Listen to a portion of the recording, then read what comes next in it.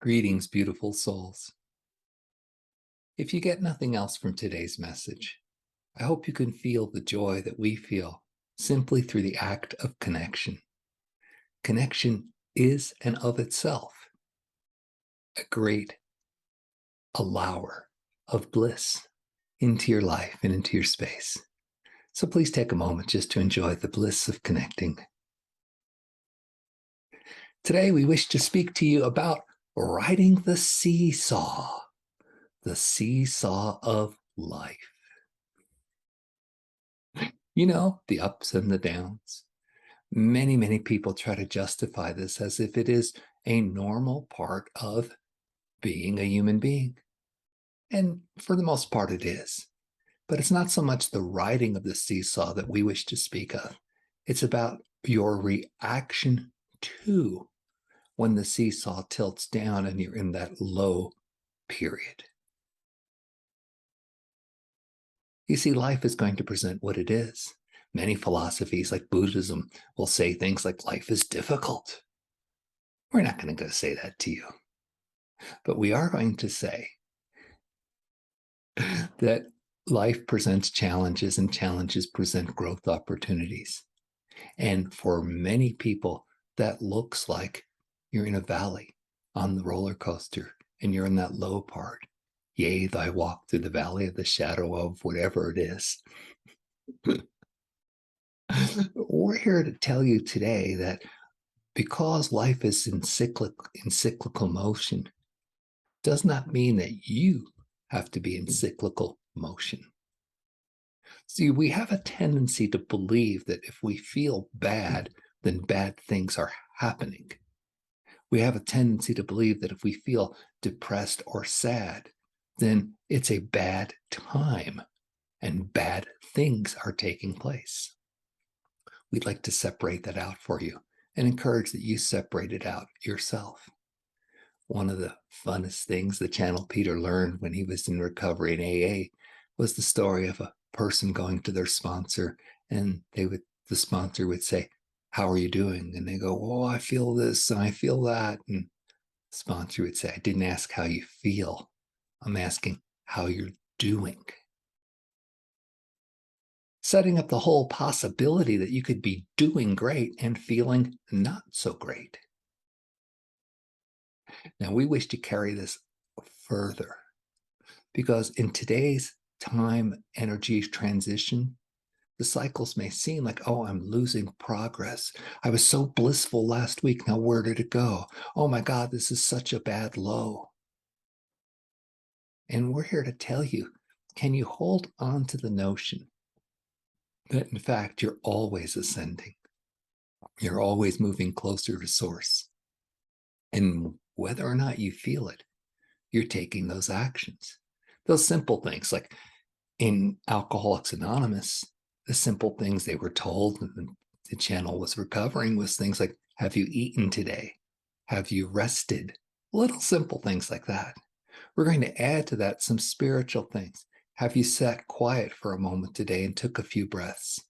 Have you had a chance to go outside and at least sit in the park or look at a tree if you can't go out into nature and take a hike? Have you spent any time meditating? Have you, most importantly, connected with your source and affirmed that you are an expression of source and just felt that inside you, regardless of what's going on outside of you and regardless of how your body may be feeling? Just because you're feeling dense or sad or tired doesn't mean you've lost your ability to connect to source. Now, it may not feel the same because the connection has to get through that density or tiredness or sadness, but the connection is there and it starts to shift. But this is not about just shifting out of the badness, because that's the duality that we've been living in. Oh, there's good and there's bad. So I'm feeling good and I'm feeling bad. I'm doing good and I'm doing bad. No. You're doing great all the time. And occasionally you're having experiences that create certain feelings that you call bad. We could get into a whole thing about language and not just calling those feelings certain things, and therefore you wouldn't be experiencing them the same way, but that's another topic for another time. What we want to tell you is that when you're having those experiences, It doesn't diminish who you are or the arc of ascension you're on or your ability to feel bliss. The bliss of sadness? What? How can that possibly be? A very important teaching that is circulating the planet is anything fully experienced turns to bliss. So if you fully experience your sadness, eventually you'll be out of it and you'll be in bliss.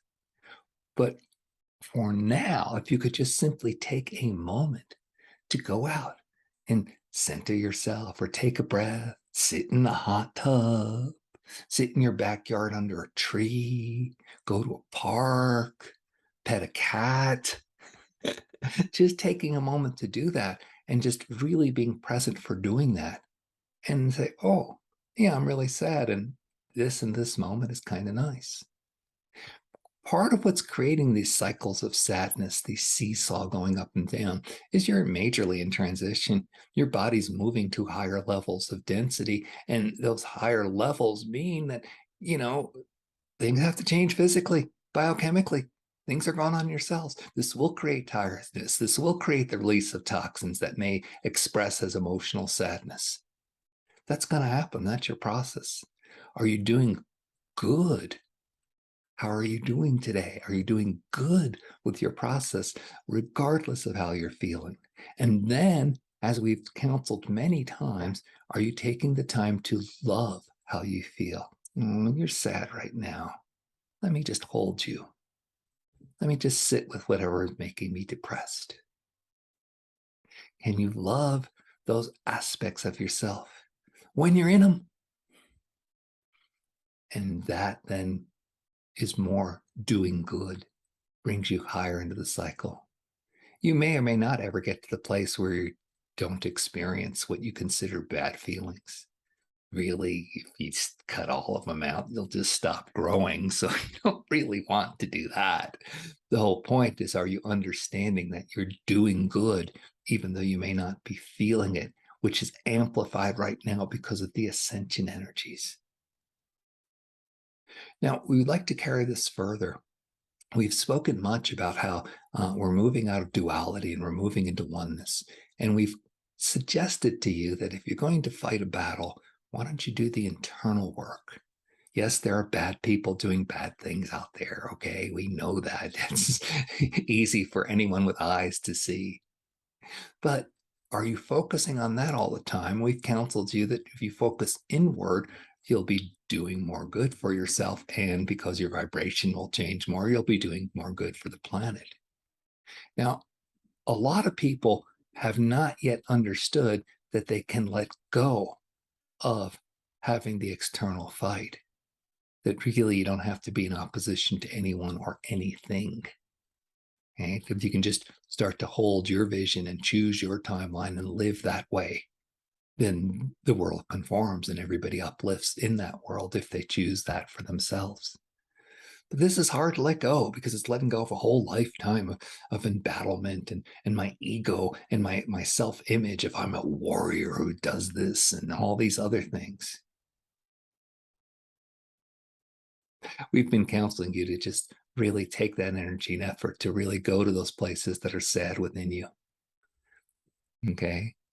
And the more you do that, the more even keeled and higher your vibrations will be because you're not fighting the external world, which, quite honestly, the people trying to keep us in 3D or keep us in controlled states, have created this opposition simply to entrap you.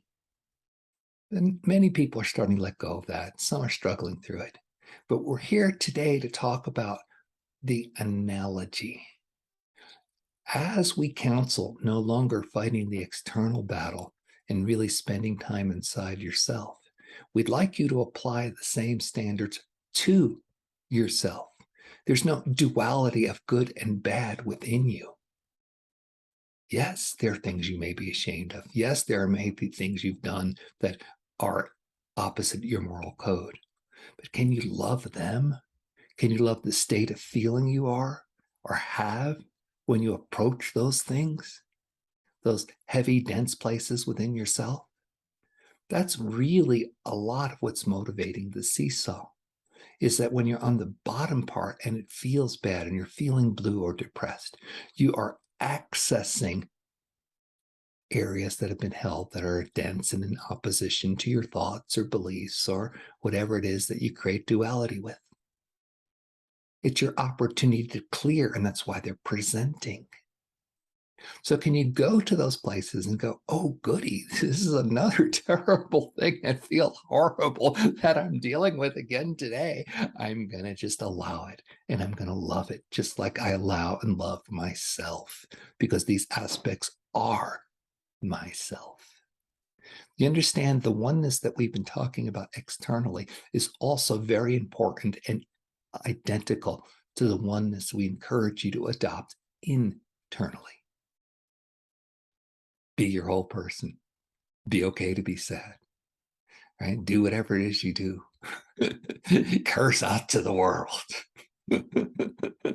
Throw something on the ground and watch it shatter. Do whatever it is. It's okay. But don't take it out on yourself, please. And don't take it out on somebody else. Because that just keeps you in the perception of, oh, I'm doing bad. And then it's a cycle of I act it out and then I feel terrible. Go to the place of that pain, that sadness, that disappointment. Embrace it and love it and kiss it. And don't expect to do this because you want it to feel better. Don't expect to do this because you want it to go away. Love it for what it is. And that integrates you and that moves you to the higher level of vibration where then you'll experience not so much density and those kinds of pains. You'll always have some kind because that's part of growth, but it's not like it's going to be where you've been living it in 3D for so long. So we're trying to stand things on their head, ride the seesaw and enjoy that you're riding a seesaw. And sometimes it's up and really celebrate that. And sometimes it's down and really celebrate that by loving and embracing those aspects of you that have been judged for so long. Or even if it is just sense of, oh, I'm feeling bad and I don't like feeling bad, that in itself is a judgment. Now, of course, we don't like it because it's a feeling state. But can you embrace the not liking it part and can you just allow it to be for a while? Give it some space, give it some expression. Can you extend to yourself the courtesy that you would extend to everybody else? So we've asked you a lot, even though this is a very brief message. We're asking a lot. Externally, can you stop the opposition? Many of you aren't getting that. But internally, can you love what you've been in opposition to? Can you sit there and say, I'm having a terrible day and I'm going to eat some cookies and watch some TV or go cuddle up with my cat or whatever it is you do and just be okay that you're having that experience? The seesaw is going to be swinging wildly right now because we're in that transition state. You're doing great. This is the biggest thing we want to give to you other than how magnificent you are. You're doing great. Can you love yourself for it? Many blessings.